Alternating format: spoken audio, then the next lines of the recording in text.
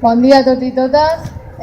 Nosaltres som del col·lectiu JCPC, Joves Comunistes del Poble Català, i ara farem un míting sobre el 25 de novembre, el passat 25 de novembre, el Dia Internacional sobre la Violència de Gènere. Els comunistes del PCPC denunciem la violència de gènere com el grau més extrem de la llarga sèrie de discriminacions i injustícies que sofrim les dones en el sistema capitalista. Un sistema basat en la violència com a mètode d'apropiació de recursos i cossos. Aquesta violència sustentada en la divisió sexual del treball, diferent repartiment de rols de gènere i inferioritat de la dona en les posicions de poder està imposada pel sistema patriarcal, aliat natural del capitalisme.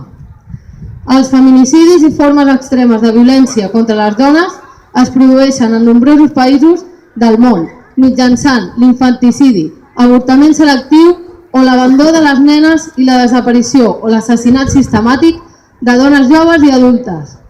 A la Unió Europea, 9 milions de dones han estat víctimes d'una violació. El 33% ha sofert violència física o sexual, però només una de cada 3 denuncien les agressions. Gairebé la meitat de les dones que moren per feminicidi al món són assassinades pels seus marits o exparelles, un percentatge que s'eleva al 70% en alguns països. En el que portem d'aquest 2014 s'han produït a l'estat espanyol 42 assassinats per violència patriarcal i 124.893 denúncies durant el passat 2013. Organitzem-nos amb la resta de la classe obrera contra la violència patriarcal i la violència capitalista. Lluitem contra la violència que aquest sistema exerceix contra nosaltres en les seves múltiples formes i construïm com a classe obrera que som una nova societat que elimini tota forma d'opressió i explotació. La societat d'éssers lliures i plens, la societat socialista comunista.